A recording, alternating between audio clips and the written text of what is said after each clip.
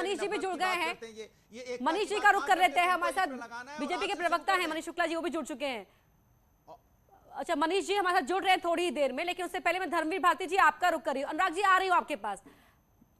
मनीष जी आप तक आवाज पहुंच रही है मेरी? ठीक है मनीष जी, यहां पर अनुराग भदौरिया जी बता रहे हैं कि इत्र अगर लगाते बीजेपी के नेता तो उनकी जबान बदल जाती, विनम्र हो जाती जबान और उत्तर प्रदेश के विकास की बात करते। इस पर भी आपसे रिएक्शन लूंगी और साथ ही सवाल यह भी है कि सियासी फिजा को किस तरह महकाएगा ये इत्र।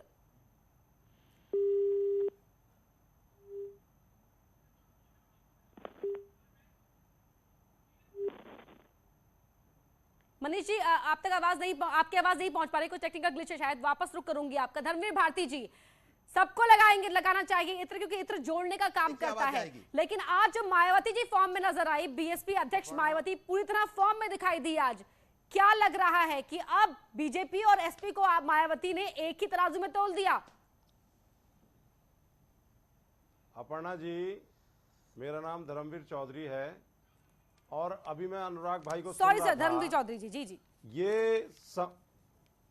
अपर्णा जी, मैं अभी अनुराग भाई को सुन रहा था। ये जिन लोहिया के आदर्शों की बात करते हैं, लोहिया साहब तो गांव गरीब मजदूर की बात करते थे। वो उन्होंने कभी इत्र की बात नहीं की, उन्होंने कभी सैफई महोत्सव की बात नहीं की, उन्होंने कभी जो है राजा महाराजा पूंजीवादी सामंतवादियों की बात नहीं की। ये इत्र वालों ने तो कन्नौज से इनको हरा दिया था। अगर ये इत्र वालों का इतना ही ध्यान रखते तो कन्नौज से भाभी डिंपल नहीं हारती चुनाव। और अपर्णा जी, इनको अनुराग भदौरिया और माननीय अखिलेश यादव जी को मैं एक सलाह दूंगा, क्योंकि इनकी चिंता मुझे दिख रही है अखिलेश यादव जी की, कि कार्यकर्ताओं को रोकना बड़ा मुश्किल है। 5 साल तो बेरोजगारी में कट गए, उनको सलाह दोगे, आगे 5 साल ये इत्र बेचेंगे समाजवादी पार्टी के लोग, तो अच्छी बात है, बेरोजगारी दूर होगी। सत्ता तो इनको मिलनी नहीं है, क्योंकि मेरा सुझाव इसमें यह है अनुराग भदौरिया जी को कि ये बुझे हुए जो कारतूस हैं जो दीपावली पर नहीं चल पाए हैं, उनका भी ये एक समायोजन करें इनकी दुकान में, तो ये बुझे हुए कारतूस भी बेचें, तो उससे भी क्या आमदनी बढ़ेगी और लोगों को रोजगार मिलेगा। सबको लगाना चाहिए इत्र, अनुराग भदौरिया जी बोल रहे हैं। लेकिन सवाल आपसे मेरा ये भी है, अखिलेश यादव एक ट्वीट करते हैं, कहते हैं क्योंकि तोहफा इत्र का इसलिए लेकर आया हूं क्योंकि झूठ का फूल खुशबू नहीं देता। तो अपर्णा जी, ये किससे क्वेश्चन कर रही हैं मनीष जी से। मनीष जी से। मनीष जी आपका ऑडियो नहीं आ पा रहा है अभी, एक बार प्लीज बोलिए कि जोड़ दें हमको। जी जी, आ गया, अपनी बात रखिए।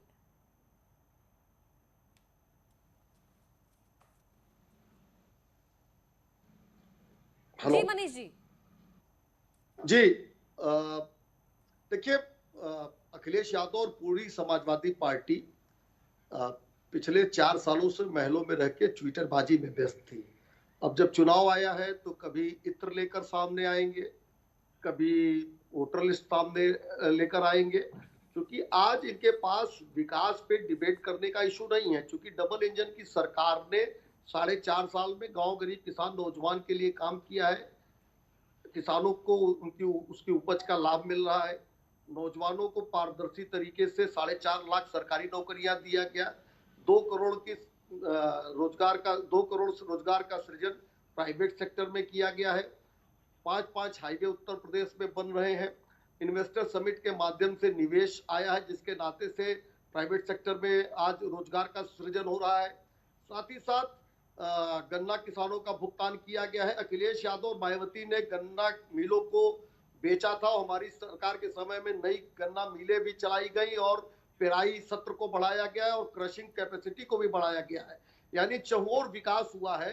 और कोरोना जैसी वैश्विक महामारी के समय में जब अखिलेश यादव तो कहाँ है, अब महामारी के समय में आप कोरोना वैक्सीनेशन ड्राइव को हतोत्साहित कर रहे थे, मर चुके हैं, उस दौरान जब भारत के वैज्ञानिकों ने वैक्सीन बनाया, धर्मवीर जी भदौरिया जी सुन लीजिए ना, अपनी बारी का इंतजार कीजिए ना। क्या काम में जरा प्रभावी स्पष्ट बोलिए। न्यूज स्थापित किया ये गया जो है। लखीमपुर और खीरी ये में लोग बीच में ग्रैंड शोर मचा रहे हैं, इससे लड़का कहिए। अरे अकल देता है किसानों अरे को। सभी एक साथ बोलेंगे तो काम नहीं चलेगा ना। बता रहे थे कि तो महकेगा। लोगों की मौतें हो रही हैं और ये धमका रहे थे कि जो ऑक्सीजन की कमी अरे की बात भाई, करेगा उस पे एनएसए अनुराग लगा भदौरिया देंगे। जी, ये मानसिकता थी आपके इनके पास कोविड अगर काल में। तर्क था ये तो तो जब आपसे NSA लगा सवाल रहे थे, पूछा गया, धमका रहे थे, तब तो कह रहे आप थे कोई इत्र भी की अगर बात यहाँ कर पे रहे ऑक्सीजन थे। कमी की बात और करेगा कभी उस पे कभी NSA लगेगा, उत्तर प्रदेश संपत्ति जब्त होगी। में ये आप बारूद की धमकाने गंध का काम कर फैलाने रहे थे। वाले कोविड लोग काल आज में इस इत्र तरह की की बात भाषा कर होती रहे है हैं। क्या मुख्यमंत्री जी? तमंचे और शर्म नहीं कट्टों आती की आपको फैक्ट्री इस तरह की चलाने बात? वाले ठीक है, लोग आज ठीक है, इत्र की ठीक है। बात कर रहे हैं। मुसीबत में आदमी प्रेम है, और सौहार्द आदमी एक नगर दूसरे मैं से आ रही हूँ बात आपके मांगेगा, पास, वापस सभी के बात पास कर आ रही हूँ, लेकिन दो और मेहमान हैं, उनके भी रिएक्शन ले लेते हैं एक एक बार। उमाशंकर पांडे जी, ये बताइए इस पूरी बात पलटवार में कांग्रेस शर्म कहाँ आनी खड़ी? चाहिए सपा बसपा को अपने ऊपर। समाजवादी इत्र लगाइए, ये बात कह रहे हैं। सपा और बसपा को अपर्णा जी। ऊपर शर्म आनी चाहिए। अपर्णा जी, अपर्णा जी, आ रही है मेरी आवाज? आ रही है। अपर्णा जी, पिछले 33 सालों तक उत्तर प्रदेश में गैर कांग्रेसी सरकारें रही हैं और 33 साल ही उत्तर प्रदेश में कांग्रेस की भी सरकार रही थी। कांग्रेस पार्टी के द्वारा किए हुए काम यत्र तत्र सर्वत्र इत्र के माफिक महक रहे हैं, लेकिन इन लोगों ने जो किया वो यही किया कि देखिए तीनों बैठ के लड़ रहे हैं। हमने IIT कानपुर बनाया, हमने लखनऊ में एम्स दिया, हमने लखनऊ में संजय गांधी PGI जैसा इंस्टीट्यूट दिया, हमने नरौरा में परमाणु का संयंत्र बनाया, मथुरा में रिफाइनरी लगाया, कानपुर को हमने लेदर उद्योग के रूप में डेवलप किया, तो बनारस की साड़ी से लेके टांडा की टेक्सटाइल मिल तक 21 चीनी मिले उत्तर प्रदेश में, ये हमने 33 सालों में बनाकर दिया था। इन तीनों लोगों से पूछिए कि 33 सालों में इन्होंने IIT कानपुर के लेवल का एक भी इंस्टीट्यूट बना के दिया क्या? BHU बनारस जैसा कोई भी IIT बना के इन्होंने दिया क्या? क्या IIM लखनऊ जैसा दूसरा संस्थान उत्तर प्रदेश में बना क्या? जिन 21 चीनी मिलों को हमने बनाया था, इन्होंने उसको बेचने का